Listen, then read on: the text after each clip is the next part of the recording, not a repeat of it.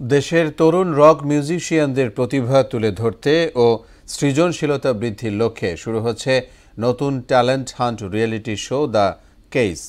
আগামী ডিসেম্বরে শুরু হতে যাওয়া এই উদীয়মান শিল্পীরা বড় প্ল্যাটফর্মে তাদের একাগ্রতা ও দক্ষতা দেখানোর সুযোগ পাবেন। বুধবার রাজধানীর হলিডে ইন ঢাকা সিটি সেন্টারে এসব বিষয় তুলে ধরেন ব্যান্ড শিল্পী জামশেদ চৌধুরী। আরও জানাচ্ছেন মেজবা রহমান। দেশের কোটি বাঙালির হৃদয়ে এক আবেগের নাম রক মিউজিক। জমকালো কনসার্ট হলে বেজে ওঠে এলআরবি ব্র্যান্ডের আয়ুব বাচ্চু কিংবা মাইলসের শাফিন আহমেদের গান।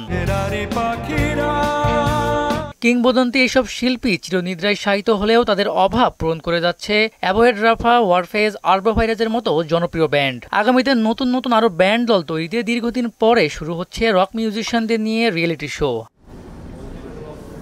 দেশব্যাপী ভার্চুয়াল অডিশনের মাধ্যমে শীর্ষ 100 প্রার্থী সরাসরি অডিশনের জন্য নির্বাচিত হবেন। পরবর্তীতে নকআপ রাউন্ডের মাধ্যমে সেরা 40 প্রতিযোগীকে বাছাই করা হবে, যারা নতুন রক ব্যান্ড গঠনের সুযোগ পাবে।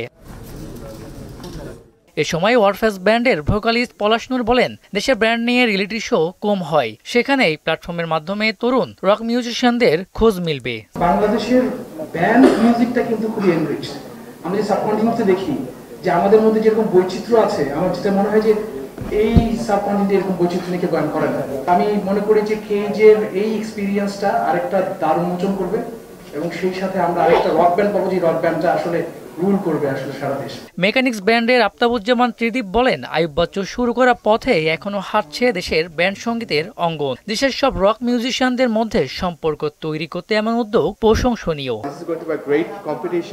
যেখানে আমরা বিভিন্ন পছন্দের মিউজিশিয়ানদেরকে একজন আরেকজনের সাথে আমরা ইন্টারকানেকশন করাতে পারবো, যে আমরা একসাথে একটা কম্পিটিশন করতে পারতেছি, যেখানের মাধ্যমে আমরা নতুন next big band, next big singer, next big guitarist, তাদের সবাইকে একসাথে আমরা দেখতে পারবো। ব্যান্ড সঙ্গীত জগৎকে আরো সমৃদ্ধ করতে দ্য কেইস প্ল্যাটফর্ম বড় ভূমিকা রাখবে বলে প্রত্যাশা।